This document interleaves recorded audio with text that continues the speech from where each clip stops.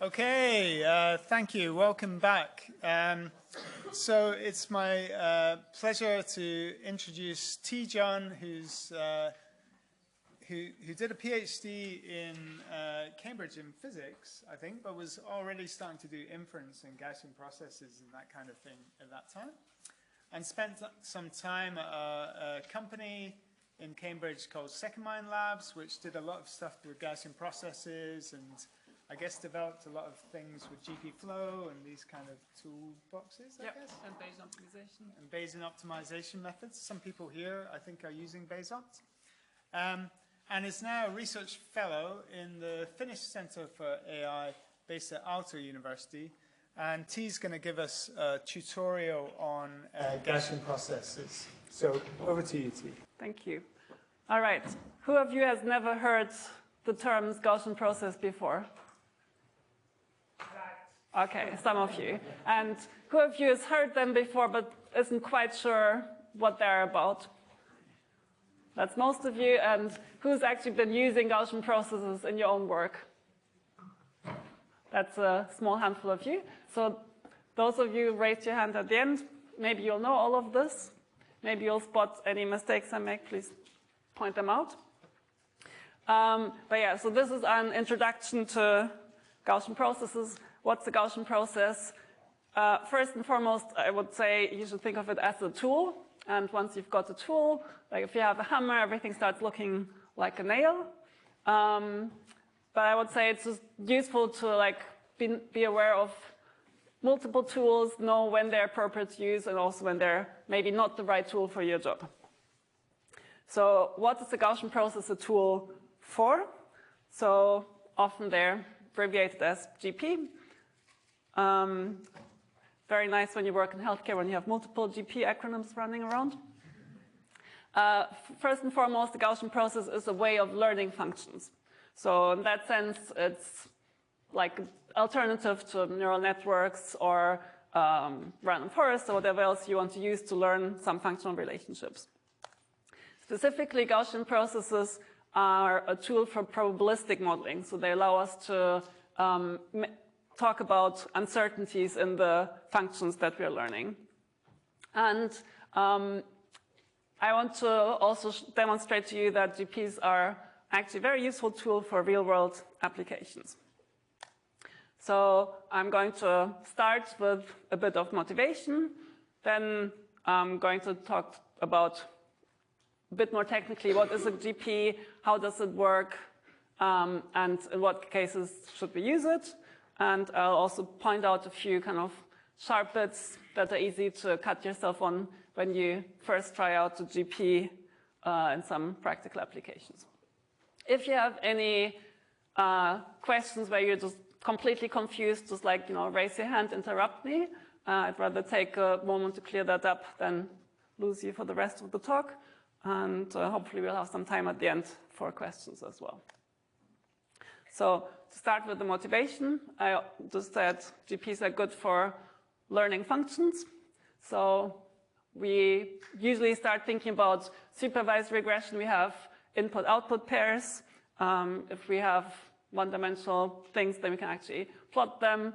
And that's kind of the only thing we can really visualize on a 2D screen. So most of the examples are going to be like one-dimensional relations. If we have two dots, what function could explain them? So the simplest model, if you only have two data points, is like, okay, let's use linear regression. Now, if we have exactly 2 points, we can get just one line through those 2 points. But hopefully we'll have more than 2 data points. And even then already, what's the line that you should put through those points? So you could go with least squares regression, but realistically, I would say it's nice to be able to talk about uncertainty. So we have some noise in our observations, therefore we'll have some uncertainty in what's the functional relationship that actually kind of describes the data that we've got. So in Bayesian linear regression, we can visualize this uncertainty through draws from the posterior.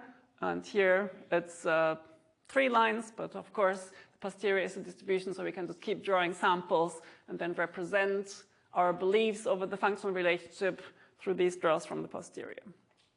Now, this is all well and good if our data actually come from a mostly linear functional relationship. But then, one nice thing about Bayesian linear regression is that you can also compute the confidence intervals in closed form. But what if our data looks more complex? Like here, this is definitely a case where just doing linear regression won't be very useful. One thing that we could do is define some basis functions and then kind of do linear regression with basis functions. But how do you know what basis functions to use?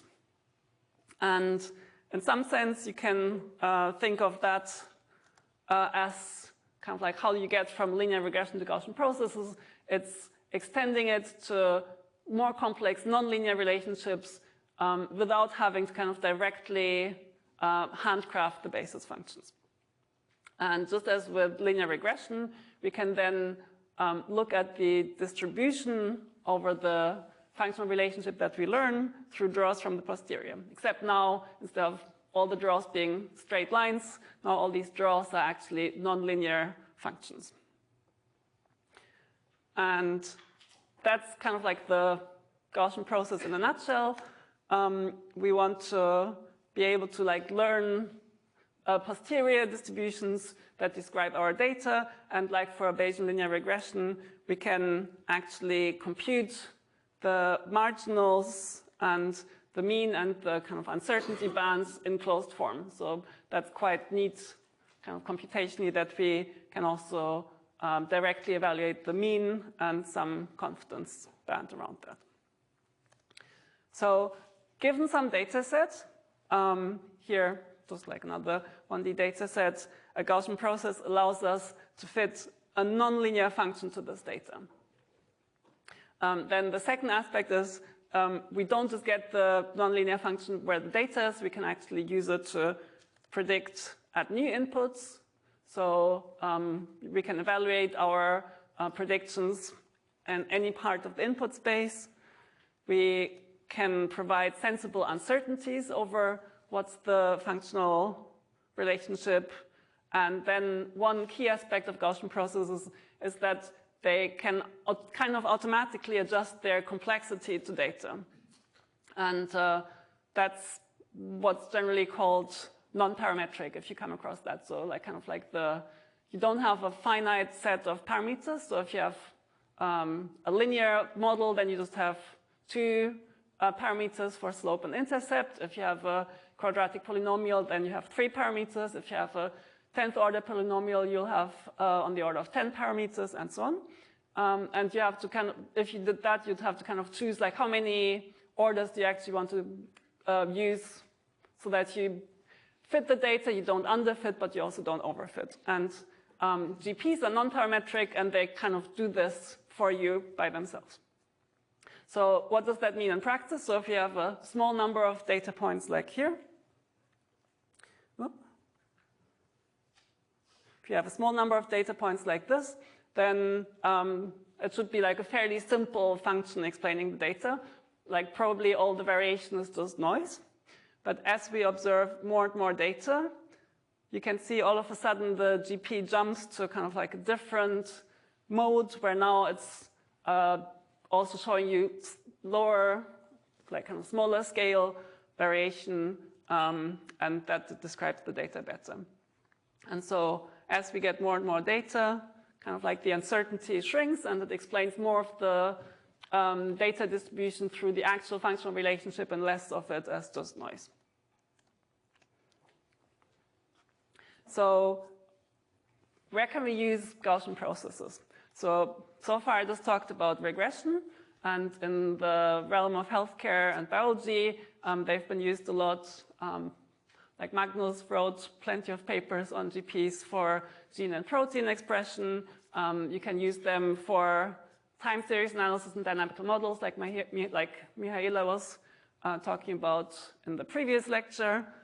They've also been used for brain imaging analysis and modeling the neural spike trains you get from that data. You can use them in survival analysis, for example, in cancer. And they're also very popular in spatial modeling, so geostatistics, epidemiology, and so on. And all of that is just regression and supervised learning. But you can also use Gaussian processes as a building block for more complex applications.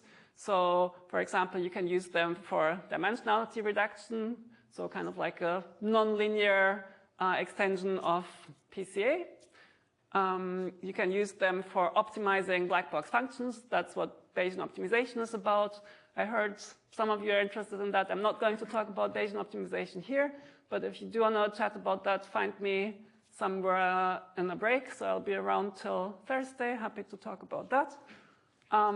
You can also use Gaussian processes to represent the uncertainties within numerical algorithms.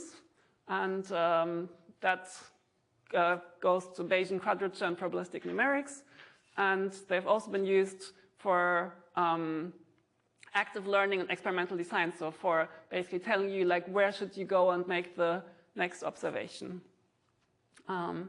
Reinforcement learning is probably like more of a niche application of GPs in practice. And before I go into the nitty-gritty technical details, I just wanted to go through one example that we actually presented at NeurIPS last year, where we were using Gaussian processes for basically learning about how blood glucose interacts with meals and how that is affected by surgery. So, like, blood glucose is something that's fairly easy to measure. You can get a patch on your arm, and then that just continuously measures your blood glucose values. And you can see here that there's like some kind of baseline behavior, and then occasionally there's some spikes. Where do the spikes come from? Generally, that's because you eat something, and a bit after you eat something after the meal, the blood sugar goes up, and then sometime later it goes down again. So you can see following each meal, the blood sugar spikes up and then it goes down again. So that's a fairly obvious kind of like intuitive dependence. More interesting is how exactly does the kind of like carbohydrates you consume in the meal translate into like a blood glucose change over time. So that's something that you probably can't just like write down off the top of your head. That's something that we would like to learn from data.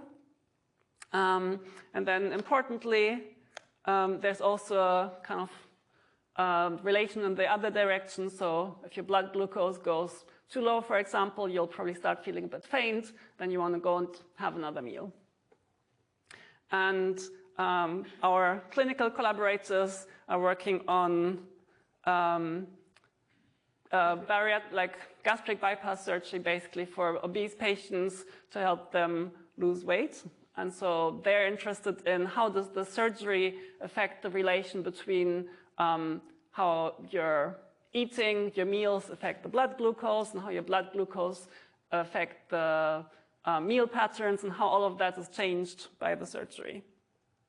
So we want to be able to kind of address, like, does the surgery affect your metabolism directly? So that's kind of like the direct path, like they do surgery on your stomach, and then that affects how you absorb carbohydrates. That's one path. And then the other path is through the surgery, your stomach ends up being smaller.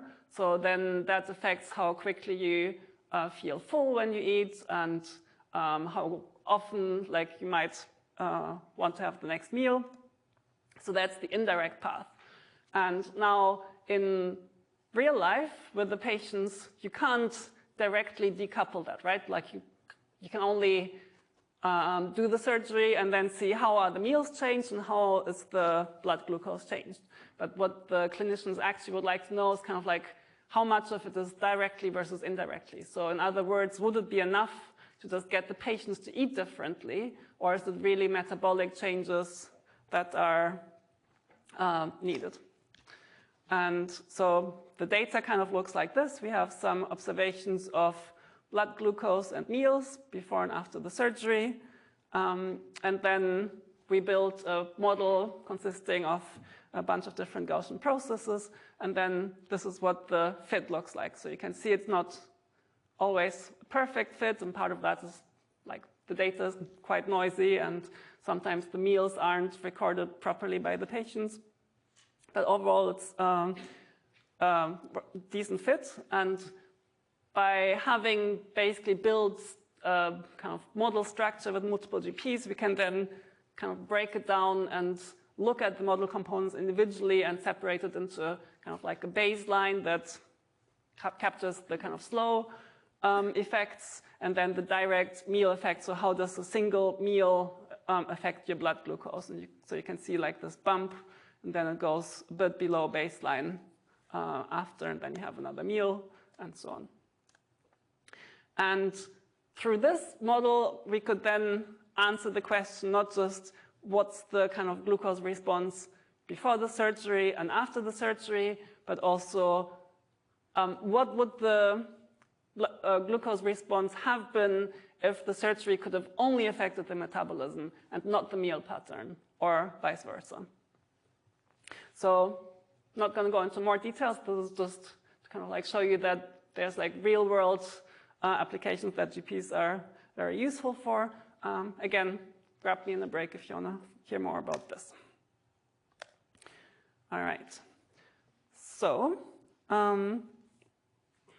with that, I'm going to move on to like what's the Gaussian process actually like? How can we get a better intuition about that?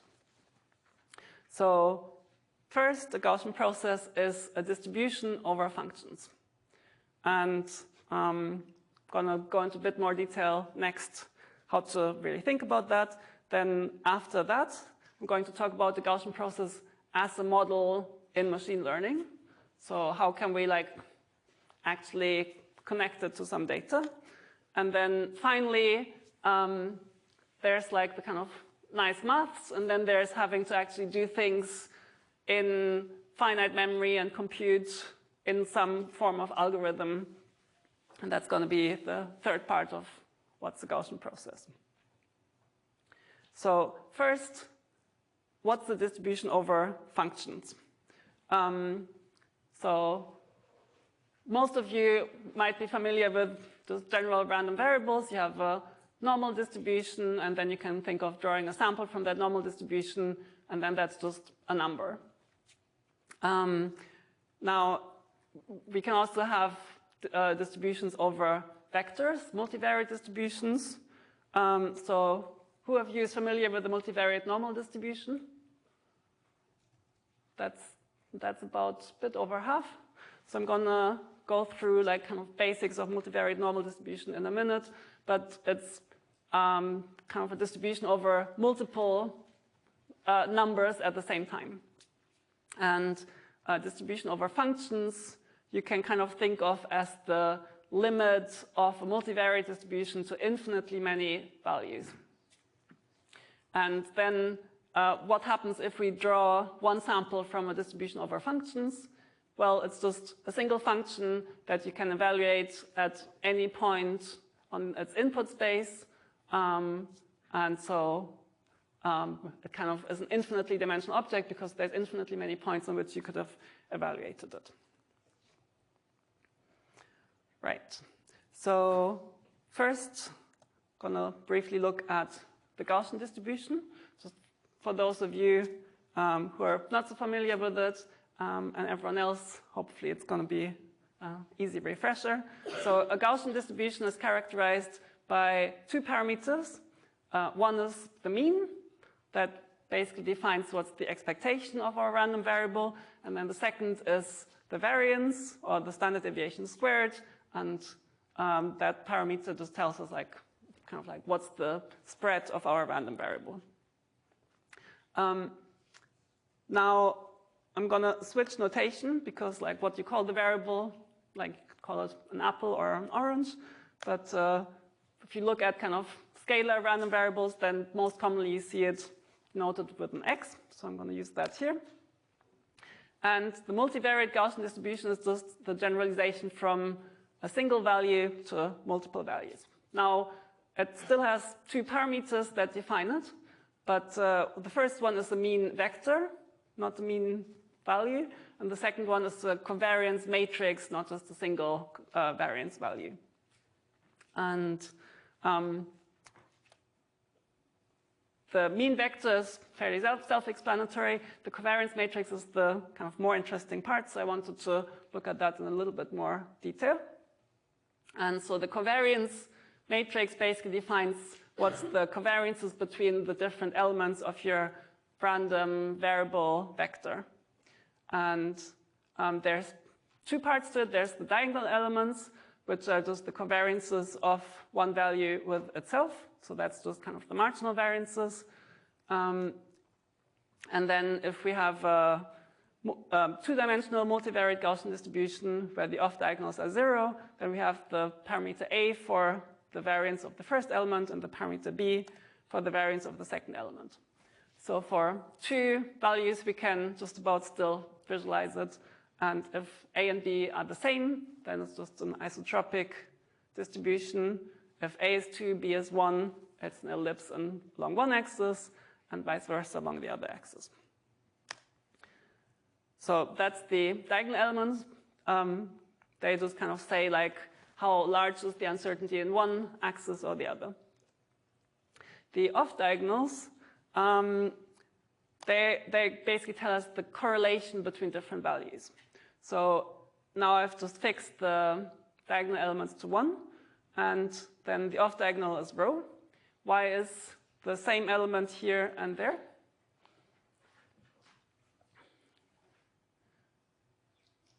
Any idea? Because the covariance is symmetric. Yes, so the covariance is symmetric, like the covariance of x1 with x2 and the covariance with x2 and x1, that's just the same thing, so it has to be the same value, and the covariance matrix has to be symmetric. So if the correlation is 0, then we just have the same kind of isotropic distribution as before. If the correlation is 0.7, then now we have a kind of diagonal distribution. So that means that if x1 is large, then it's likely that x2 is large and vice versa. And of course, if you increase the correlation, it gets narrower and narrower, and in the limit of rho equals 1, it's kind of like not proper defined distribution anymore, then that just means that x1 and x2 are always the same value. What happens if rho is negative?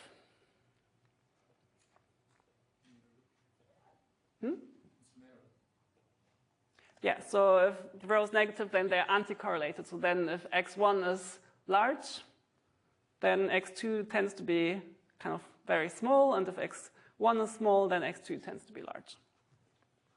Now, multivariate normal distributions have two kind of, or probability distributions have two actions you can do with them that are crucial for understanding how to actually do regression with Gaussian processes.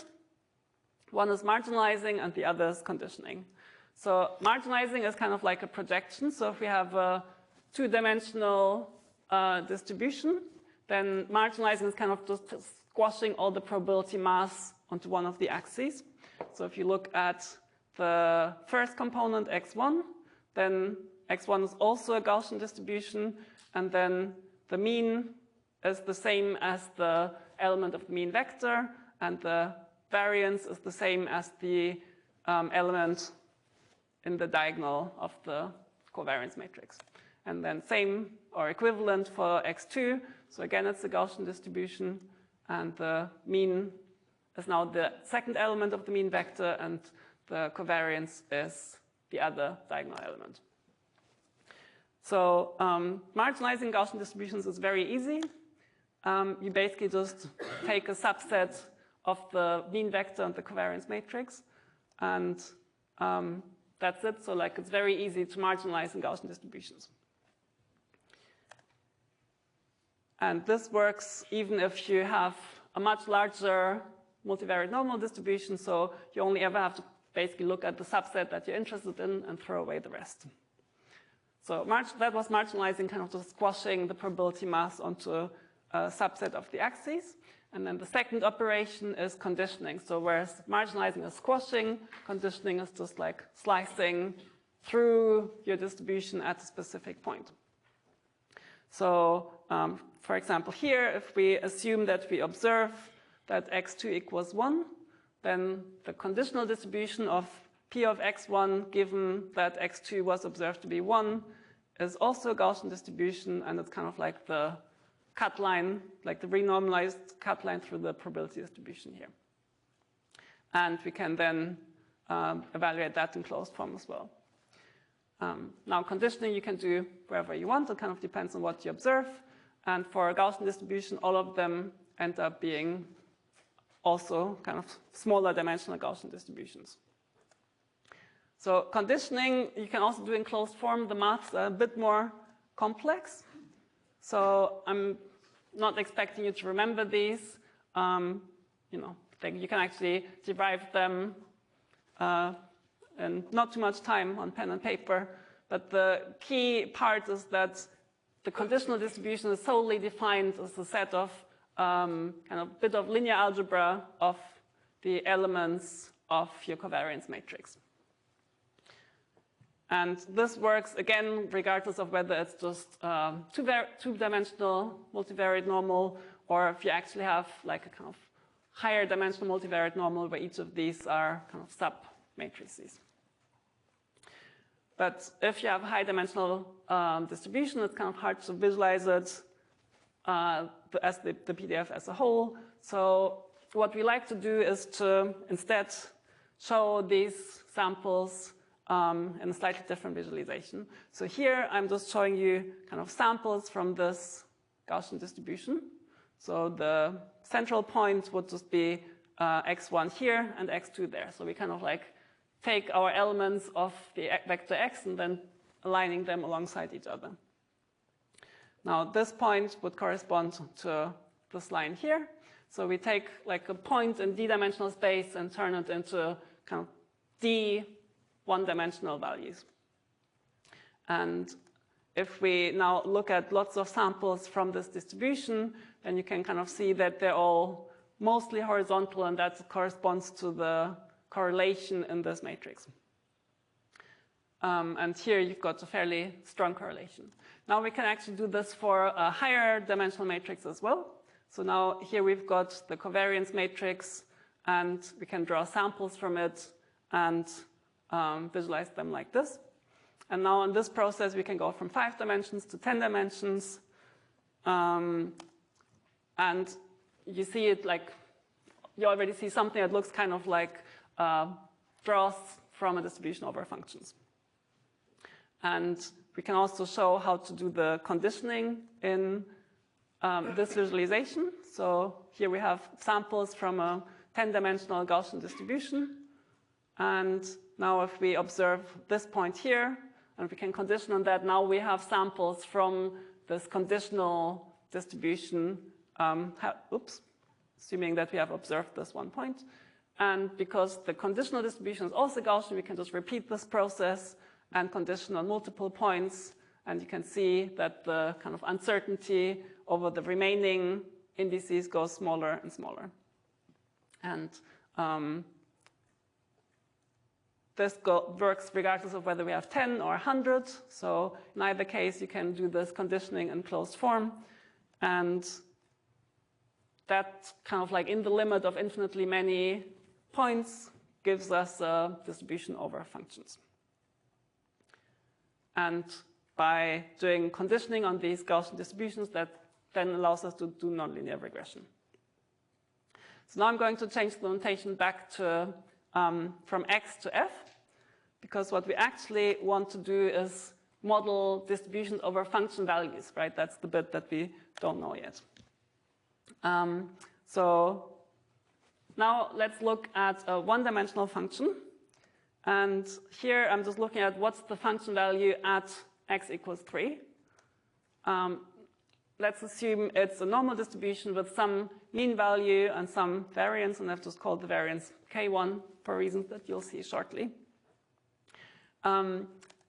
Likewise, I could look at the function value at x equals -2, and again assume it's a normal distribution. And I could do this for any point on the axis, and now we've got kind of like a prior distribution over what could the function values be all along this line. So that we can kind of combine all of this in a single multivariate normal distribution over the function values at each point on the line. So the diagonal elements are fairly straightforward. They just tell us like what's the kind of expected spread over function values. But what about the off diagonals? So that's like the really interesting part. And what does that actually mean? So the off diagonals, they're about the correlations. So it gets a kind of bit harder to visualize. But let's say we knew the function value at x equals -2 was f of x, f of -2 is +2, right? So then what does that tell us about the distribution of the function values at a different point? So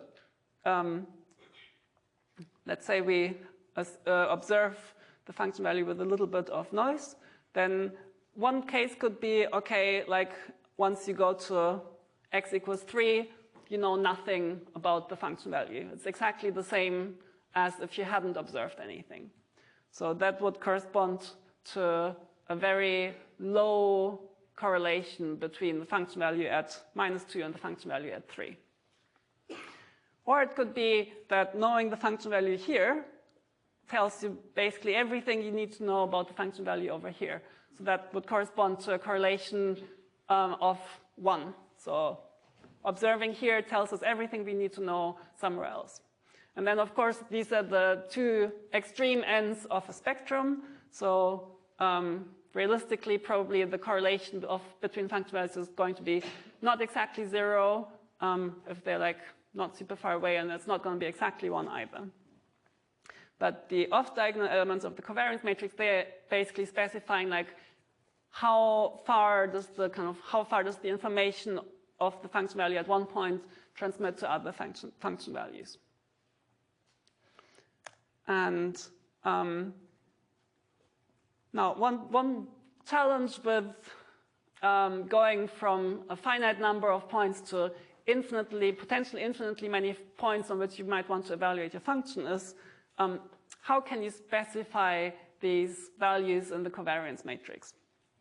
So if we have n function values, like I've actually did on the previous slide with a finite number of pixels that are used for plotting, then there's n elements in the mean vector, and then n squared elements in the covariance matrix.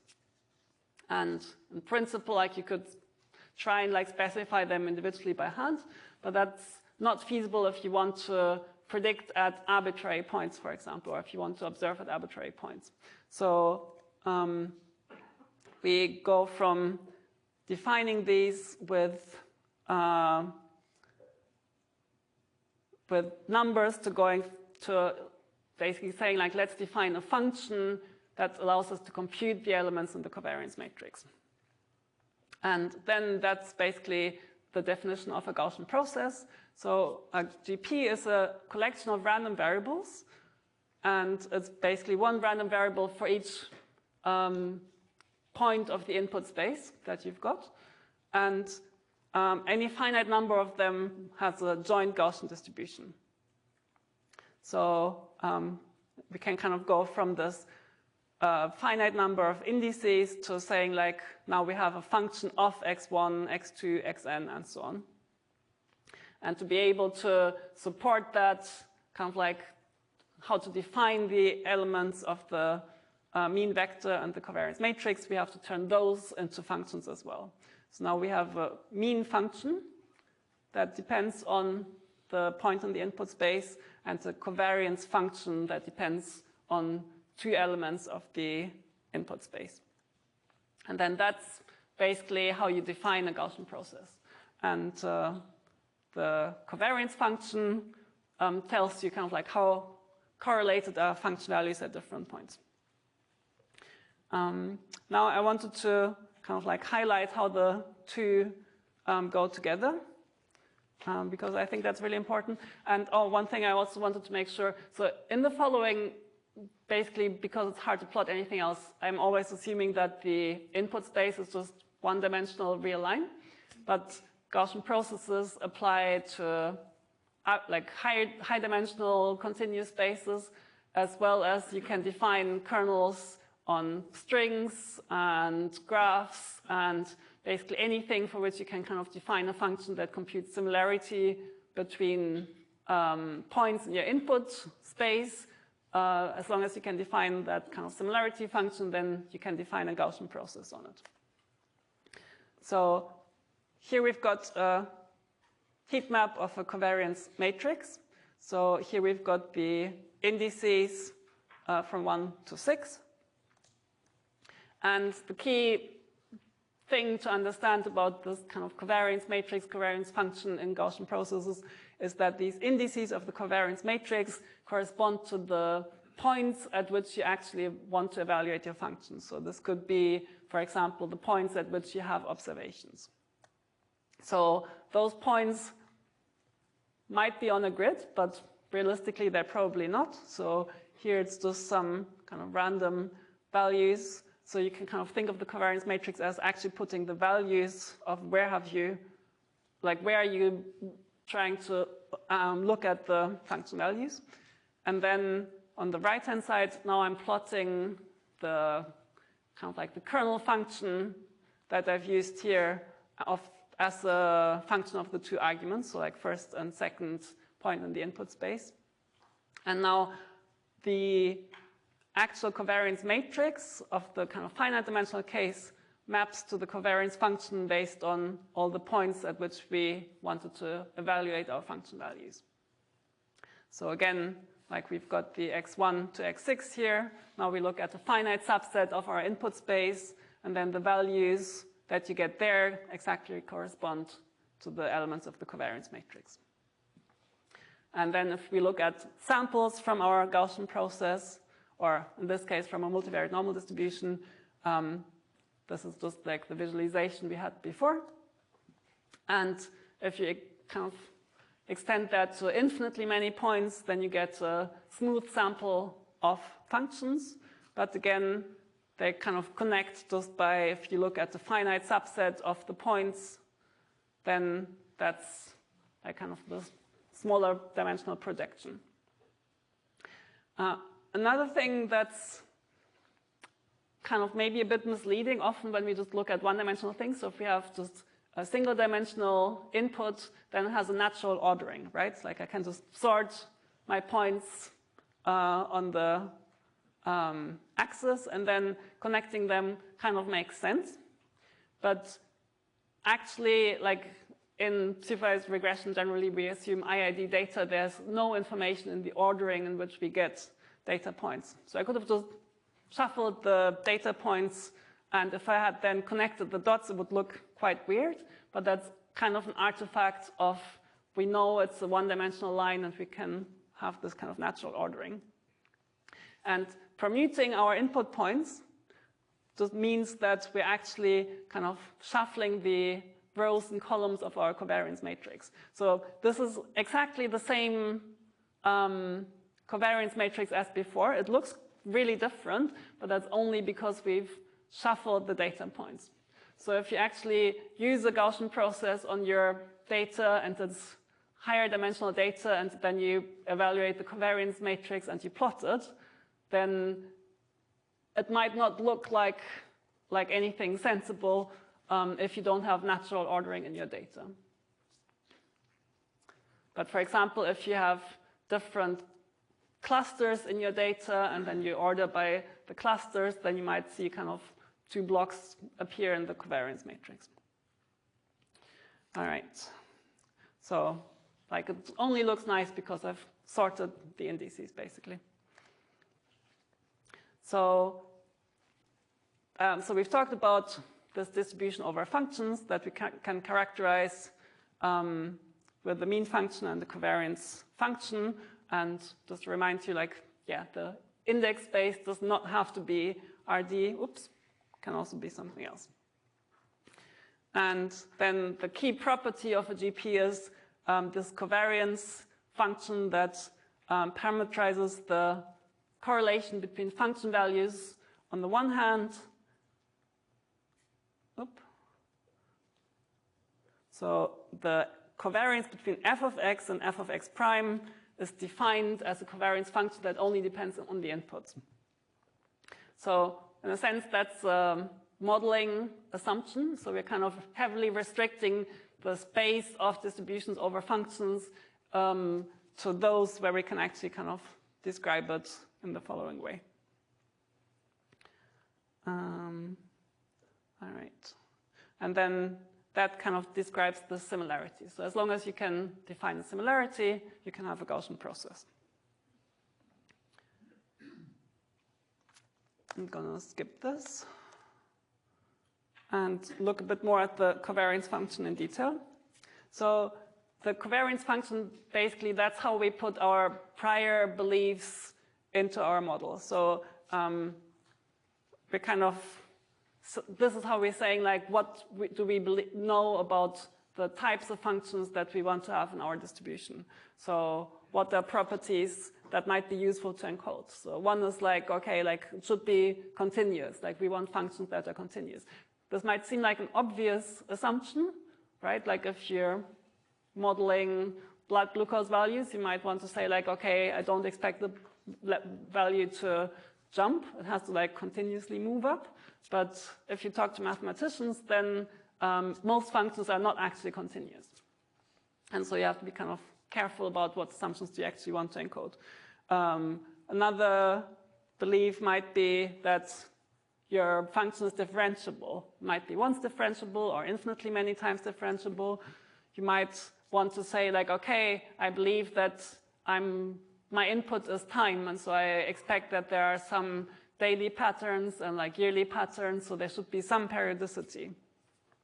Or you might say there's invariances that I know about. So for example, I have 3 inputs and I want to encode some symmetries or permutation invariances in there.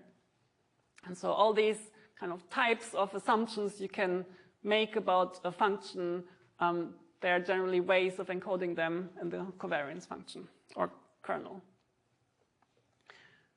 Now, the most kind of textbook kernel that you usually come across is got lots of names. It's often referred to as squared exponential kernel or Gaussian kernel or exponentiated quadratic kernel, sometimes as a radial basis function kernel, which I think is a bit of a misnomer because lots of radial basis functions exist and only one of them is the Gaussian kernel.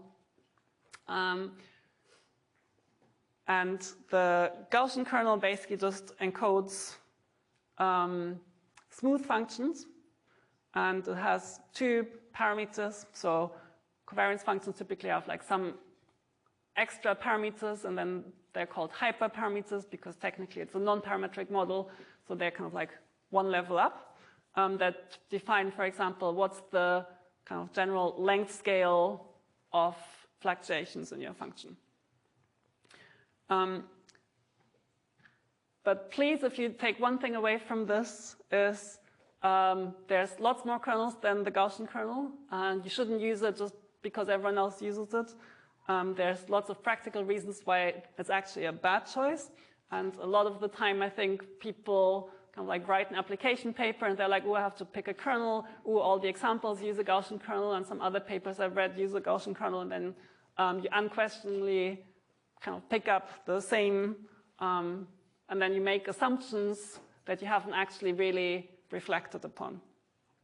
So just to show you kind of like some of the variability of priors we can define over functions. So here's 12 different covariance functions, and they all give us like really different types of functions like that are described by that kernel. But so far, I've still only talked about the prior. So this, we haven't seen any data yet, right? So this is just what would functions look like from this distribution, and the next part is how can we connect this to actual data to get a posterior distribution. So that's a Gaussian process, not as a prior, as a distribution over functions, but actually as a model in which we do inference. So typically, we say there's some latent function, the GP prior, and then the kind of second component is how do the observations that we actually have, how do they correspond to the latent function values.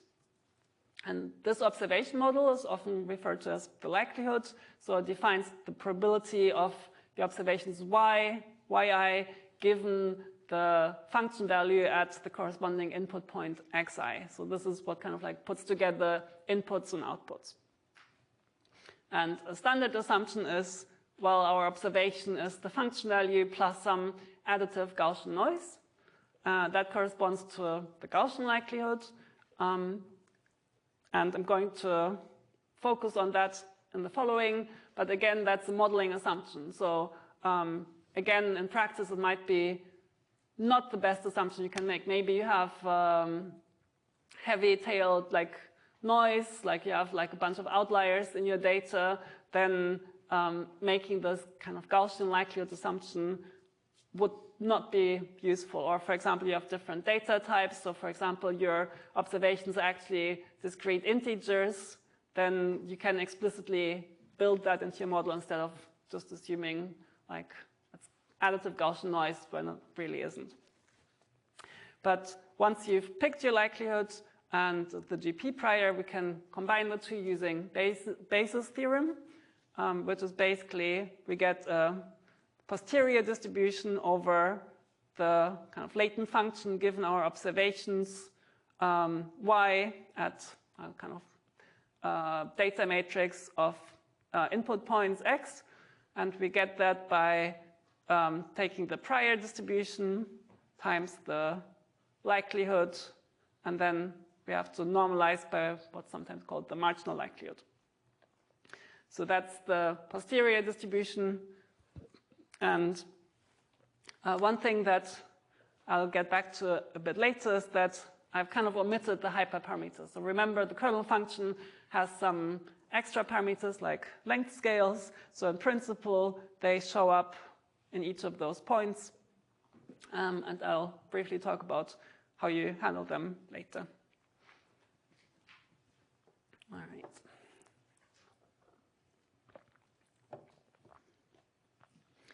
So this was the example data set we had before, with draws from a Gaussian process where we've conditioned on these data points.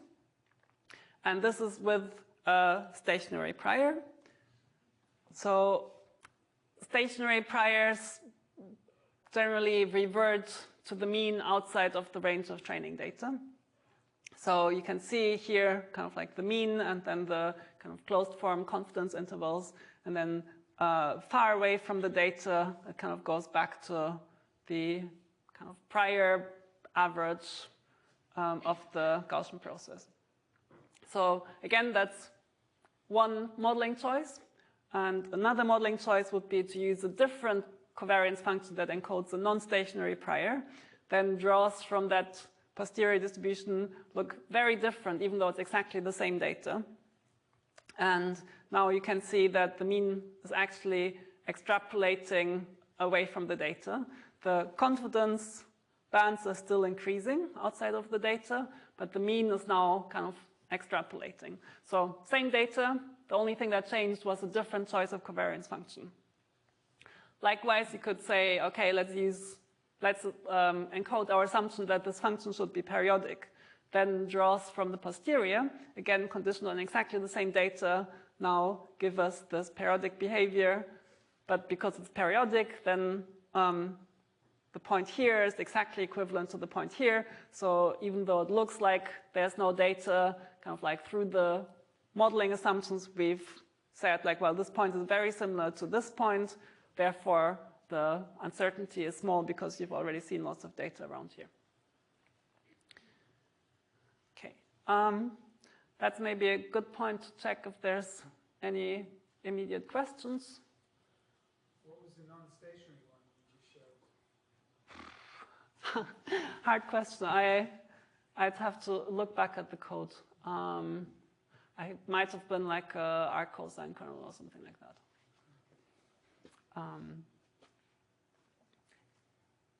Yeah.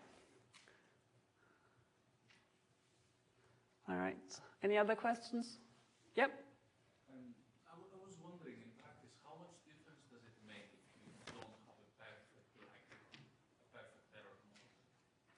I mean, it's like Gaussian process is flexible, right? So if you don't get the error model accurate, I'm not thinking of something which is like obviously false, but slightly off.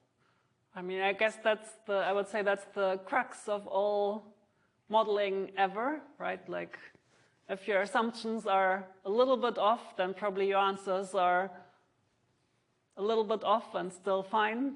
And, yeah, I would say it's more like if you know you have, for example, like classification data and like your observations are actually like discrete labels, like in principle you could still fit that with the Gaussian likelihood. You just say, false is 0 and true is 1, and then you get a function that sometimes is closer to 0 and sometimes it goes negative. Like you can still do things. It's just if you know how to do better, then probably you're going to get a model that better describes your data and predicts better. I was thinking more like instead of having a normal error model, you could have like a t-distribution or something like that. Yeah, exactly. So it depends. So if you have like a small amount of outliers, then maybe it's fine to just use a Gaussian error model. But for example, with the Gaussian error model, like your uncertainty, or you basically, if you get more data, you'll always become more certain, even though like your data might tell you that there's high variance. But like, not sure I'm explaining this well. Like basically, if you have, do we have any chalk here? No.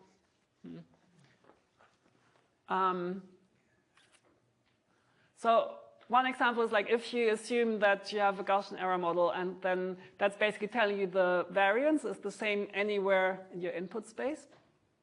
And if that's actually not the case, like in some parts of your input space you have high variance, in other parts you have low variance, then you're just going to not get as good a model as if you actually encode that you assume that the variance, like the amount of noise, can change throughout the input space. So let's say you have, so if your data looks like this, right? Then if you have a Gaussian error model, it's just going to tell you it's something like this, and then the confidence band is going to go like this, because you've told it you believe that the variance is the same everywhere. If you build a different model where you actually encode for the possibility that the variance can change throughout space, then you can get something that has lower error here and higher error there, and then it's actually going to like be more truthful here and more truthful there. Like you can, and obviously that depends. Like if it's mostly the same variance everywhere, then it's probably good enough to model it with fixed noise variance. And so it's like not something where you can like say hard and fast, like when does it work, when does it not. So I think this is part of where it's quite useful if you've ever heard of Bayesian workflow. So if not, like you can just Google Bayesian workflow. There's a paper called Bayesian workflow. And I think it's Andrew Gelman, Aki Vehteri, they're about to publish a book called Bayesian Workflow, and it basically talks about, this kind of modeling loop of you should start with a simple model. It's probably the right choice to start with a Gaussian observation model, but you should be aware that it's a modeling assumption, and if your model isn't as good as you need it to be, then you should revisit that assumption and see if you can do better. Does that satisfy your question? Okay. Any other questions? No? All right. Okay, so getting back to the Gaussian error model. Yes, so we've got GP prior. If we actually do make this assumption and say like, okay, like the observations are just like some slight noise corrupted versions of the true latent function, where they all have like the same noise variance, then the question is kind of like, how do we get the posterior mean and variance? So this is like what inference is about, right? We want to predict at some test point, and we want to know like what's the mean at the test point and how much variance do we expect there to be, like what's our uncertainty. And we can do that in 3 steps. So the first one is we can write a joint model over everything. So we now write the joint distribution over both the actual observations, then y, then over the function values, the latent function values. So we don't actually observe the true function, right? We only observe the kind of corrupted versions y, but we have this latent function values at the observations as a random variable, and then f star is the random variable that describes the function value at our test point. And we can split this up into the likelihood, P of y given f, that couples the observations and the latent function value, and then the joint distribution over the function values at the latent function values at the training points where we have the observations and at the test point where we want to make a prediction. And now all of these are multivariate normal distributions. So the likelihood is just the mean is f, and then we have the noise variance on the diagonal, and then the distribution over the latent function values, that's just this finite projection of our Gaussian process on the kind of finite number of points that we're looking at. And now it's defined by the kernel matrix or by the kernel function or covariance function evaluated at all pairs of the points that we're interested in. So it's got this block diagonal structure. And we're just evaluating the covariance function at these pairs of training points and at a training point and test point, kind of cross covariance, and then the kind of marginal variance at the test point. Now that we've got the joint model, what we're going to do next as the second step is to marginalize over f. So we're basically going to integrate out the random variables f at the training points. Because we don't actually care about that, we care about the prediction at the test point. And fortunately, in multivariate normal distributions, you can just do this in closed form. I'm not going to show the details of the maths, but just trust me that basically you add the kind of noise variance to the top left block. And then now we still have a joint distribution over y and f star. Now y we actually measured, we know what they are. So to get a distribution just over f star, we're going to condition on the y's.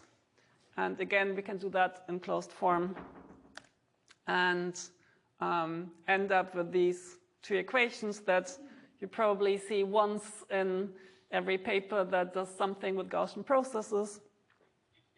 Yeah, and if you've never seen them before, that probably looks a bit cryptic, but at the same time, it's basically just some linear algebra on like conditioning in multivariate normal distributions. So I would say if you're really interested in kind of like getting more comfortable with this, then actually just like sitting down, like grabbing a textbook and like going through the derivations of how do you end up at this conditional distribution, how does the marginalizing work, might take you an afternoon, but it's not actually difficult, and that's really all there is to predictions in Gaussian processes with the Gaussian likelihood. So that's GPs in a box. And the really nice thing about Gaussian process regression is that our posterior is also a Gaussian process. Now it just has a different mean function and a different covariance function. All right.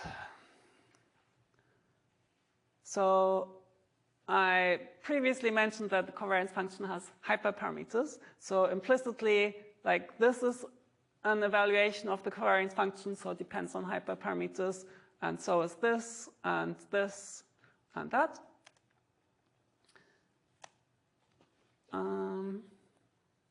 Oh yeah, let me see. Oops.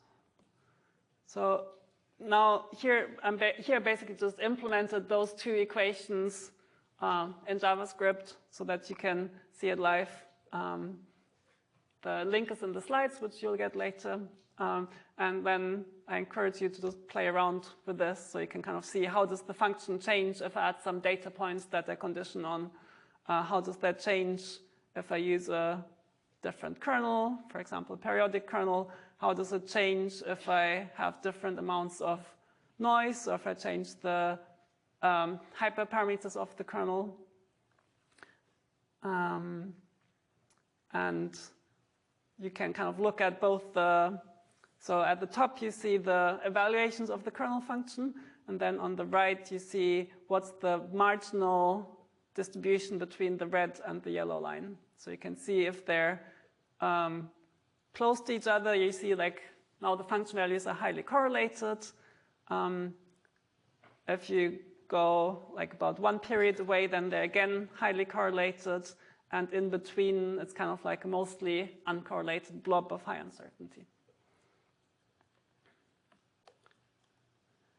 So there I've just set the hyperparameters manually, and that can be a valid choice if you have like a decent idea of what's the range of things.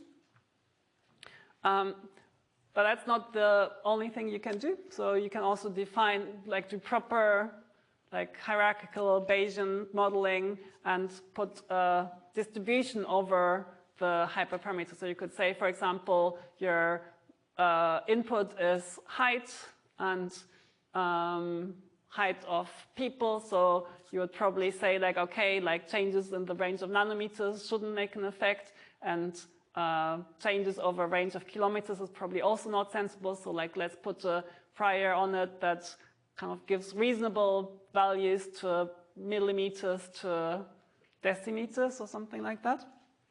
And then you could integrate that out.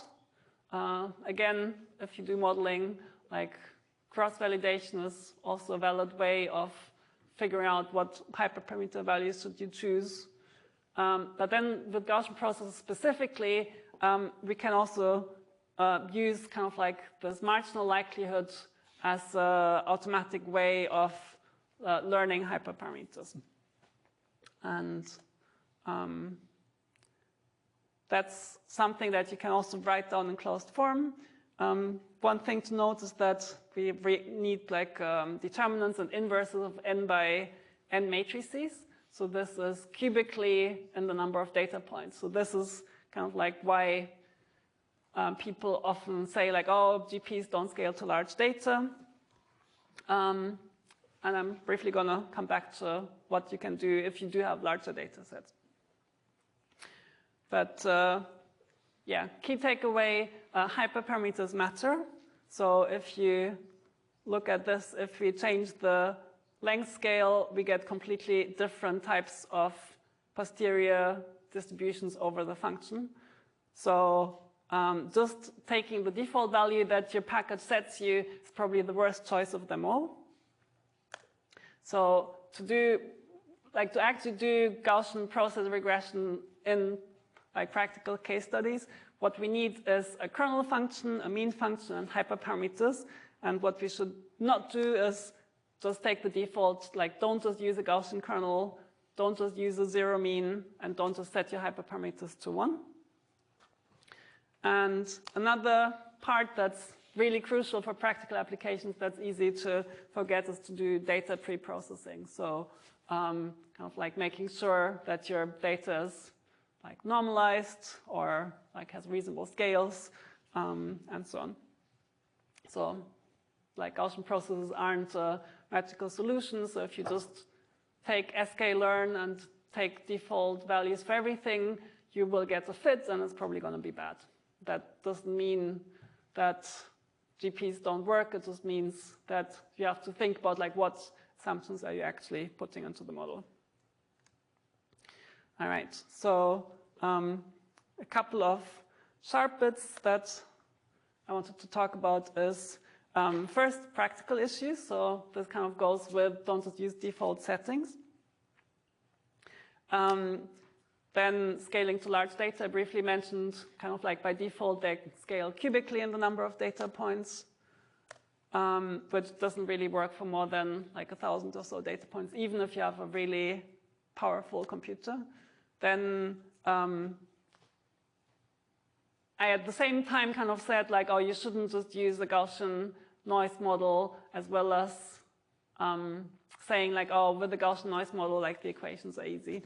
So if you have, if you want to explore like different noise models, then you also have to make some more kind of approximations, which requires a bit more thought. So with the Gaussian observation model, we have the GP posterior enclosed form.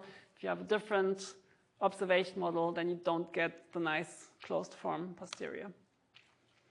And yes, so GPs are very useful when it's actually possible to meaningfully specify priors, like I believe it's periodic functions with this period, or like I assume that they have like some smooth behavior. So it's generally not the best choice if you want to do image classification or language modeling, where you actually want to learn kind of like some deep representations. So first, for the initialization, so the marginal likelihood of Gaussian processes allows us to kind of like auto-tune the values of the hyperparameters, but that also depends on where you initialize. So typically kind of like this, if we have like two hyperparameters like length scale and then the standard deviation of the noise term, then the marginal likelihood surface that you would use to optimize them has multiple local maxima. So depending on where you initialize, you might end up, over here where you have like a relatively,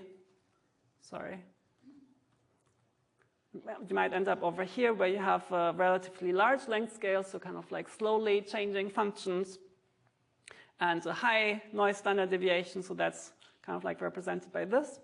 Or you might end up in the second optimum where you have a much smaller length scale and a much smaller noise standard deviation, and that corresponds to the fit below here. So again, it's the same data, it's the same kernel, it's just different hyperparameter values, and so you could kind of say like one is kind of like the underfitting mode and the other one is the overfitting mode.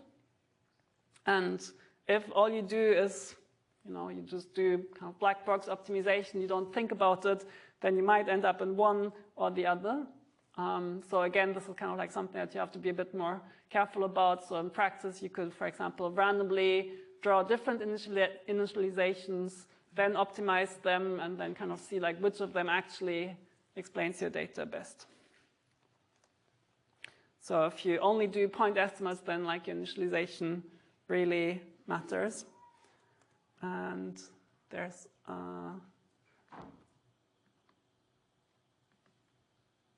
like another nice online demo that kind of shows for a data set how you can kind of like get these different modes.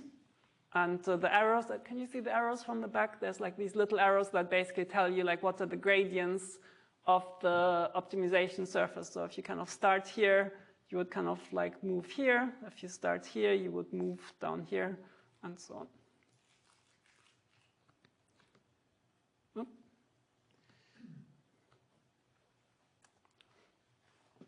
So yes, so be careful with hyperparameters. If you do have large data, then there is lots and lots of different ways of exploiting some aspects of your data or your specific prior or approximately solving your problem. Again, I can't go into that in here. Just know that there's many different ways of actually scaling GPs to millions of data points. Again, if you're really curious, find me throughout the rest of the summer school. I'm happy to talk about that in more detail. And likewise, if you have a different observation model, one thing you can always do is Markov chain, Monte Carlo sampling methods, but there are also other approximation methods that you can use. And with regards to the representational power, you can actually kind of show that Gaussian processes are like infinitely wide single-layer neural network. So they're not that useful if the data is kind of like a very small dimensional manifold in a really high dimensional space, like you might have with like images or text, but they're useful as building blocks in kind of like larger models. So why should you use Gaussian processes if there's all these like difficulties about it? Well, they are flexible and they allow us to learn nonlinear functions non-parametrically, so you don't have to kind of like pre-specify like what are the parameters, and you can encode kind of like prior beliefs more than you could if you just throw like a large neural network on it. They also allow us to be Bayesian about function learning, so we actually get uncertainties, we get probability distributions, and this is especially useful if you have small data sets, and I would say particularly in a healthcare setting. So like the example I showed at the start with the glucose modeling, there was about 17 patients, and each patient had like 3 days of data pre-surgery and post-surgery. So that's actually like quite small amounts of data, and with a neural network, you would probably just overfit. And if you have small data sets, GPs can actually be very fast and like more robust to fit than neural networks. So they're fairly robust to overfitting as long as you're a bit careful with your hyperparameter initialization. So you can think of GPs as kind of like a generalization of linear regression. So if what you want is something like linear regression, but turns out that linear isn't good enough, then moving to GPs is kind of a natural next step. You can actually do Bayesian linear regression with the Gaussian process by using the linear covariance function. So you can kind of like change to a different algorithm, if you will, but still use a linear kernel so that you can convince yourself that you get the same answers as if you had just done kind of standard linear regression and then look at more complex kernels that might better fit your data. GPs give us uncertainty estimates. I briefly talked about what if your noise variance changes throughout your input space, so that's what's called heteroscedasticity. Again, it's something you can handle with GPs, gets a bit trickier. And yes, we can encode like different types of prior knowledge. And not just in continuous spaces, also GPs on strings or graphs. And they're all kind of like, in some sense, mathematically tractable. So in a sense, a Gaussian process is maybe the simplest actual distribution over functions you can have. So assuming you have a Gaussian observation model, we get this closed form inference where our posterior is also a Gaussian process. And yes, so they have a couple of nice properties.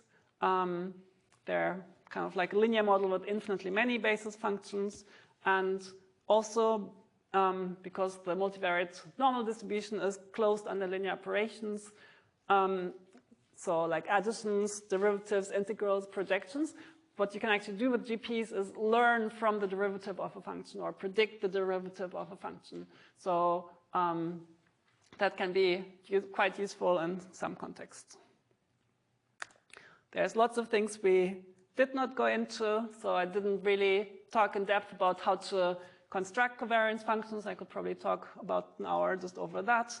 How to determine like which features are relevant and like which ones you should ignore. So that's also something you can do with GPs, even though it's not quite as easily interpretable as in linear regression.